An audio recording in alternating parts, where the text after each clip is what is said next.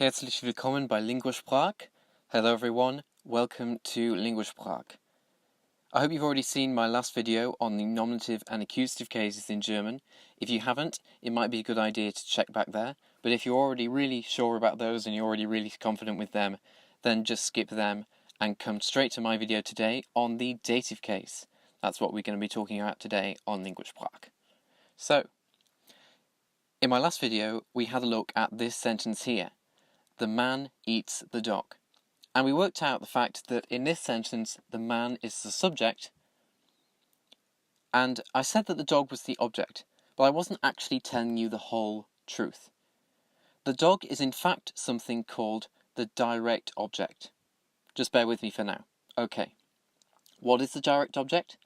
I like to think about it as the thing that is being verbed. What is being directly affected in the sentence? The thing that's having the action done to it. What's being verbed? If you're still not sure, just pause and have a look at that for the moment. Okay, so if we have a direct object, then it makes sense that we also have something called an indirect object. And that is what we're going to mainly be looking at in today's video, because that is what the dative case is for.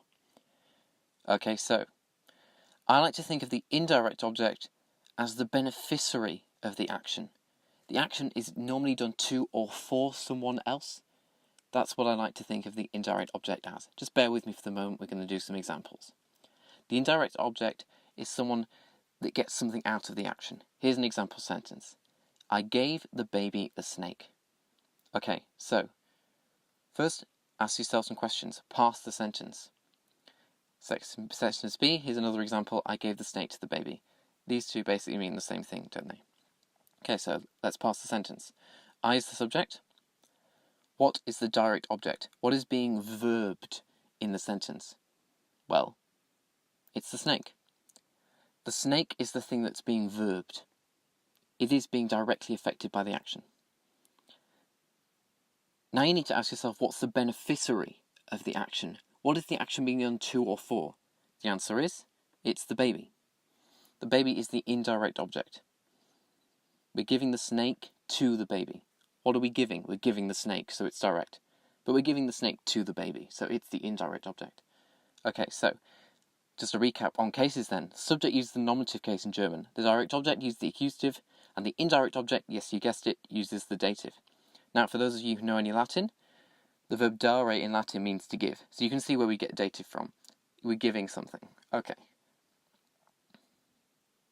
So, in our last video, we worked out how the words the and a change in German to show the case. And we're going to have a look at those now in the dative. We saw that the nominative and accusative, whether a word is nominative or accusative or not, the word for the and a, the articles in German, change. And that's what we're going to have a look at now. So the words for the and a change in German depending on your case. And you can see those now. Dem in the masculine, der in the feminine, dem in the neuter, den in the plural, all mean the. I nehm, einer, I name, eine, in the to mean a. So you can see how those words change in German. And as we talked about last time, in the plural, a doesn't really exist. So you can use keine instead just to show something. Because keine does exist on the plural, the word eine doesn't. So have a look at the sentence then. Dem baby. Dem neuter dative. Die Schlange accusative feminine. Okay, so you can see how that works.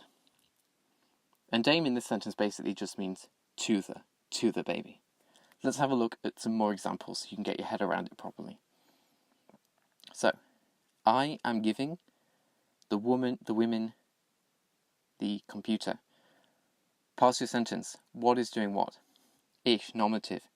Gebe, the women, that is the indirect object, because we're giving it to the women. We need the plural, den, Frauen. Now, one of the things that I mentioned earlier, in the dative you need to add an extra plus n or en onto the end of the word in the plural. But the plural of Frau is already Frauen, so we don't need to do anything. If there's already an n there, you don't need to add anything extra. Okay, so, and the computer, we need the masculine accusative, which is going to be den, den. So we need den Computer.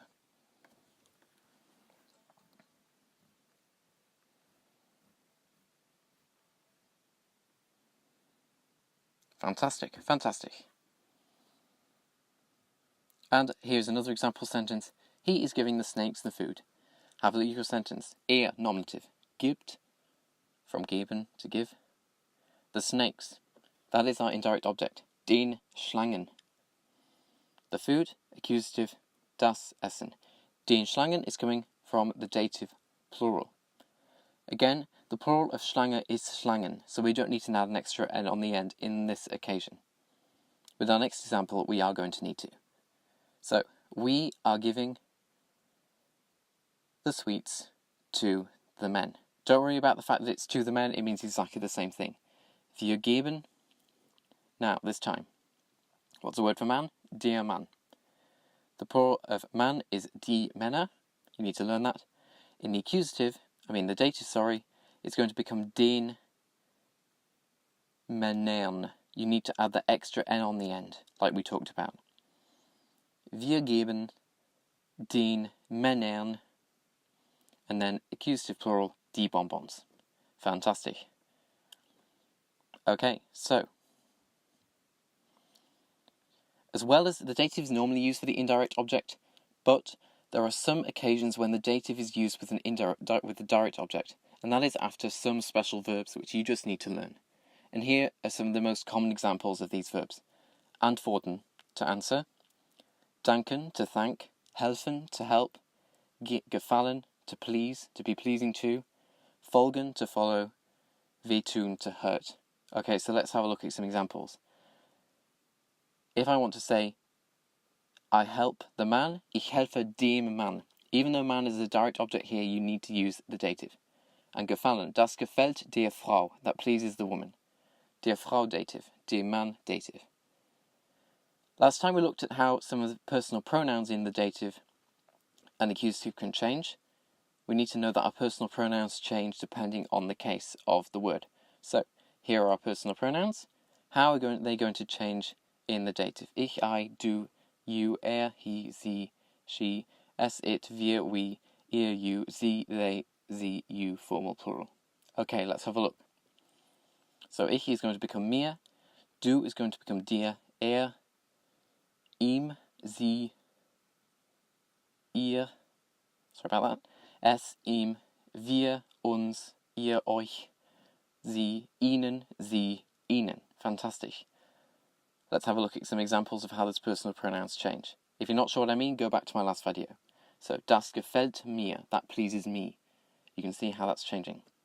Darf ich Ihnen helfen? May I help you? We need to use the dative form of Ihnen. Again, because these are the verbs which take the dative. Ich habe es dir gegeben. Es is the accusative, dir is the indirect object, dir. Okay, so, if you've grasped that, that's ausgezeichnet. Very well done. If you're still not sure, go back through this video, go back through the last video, replay, and pause just to check your understanding. Thanks very much for watching Linguisprach. Bis bald.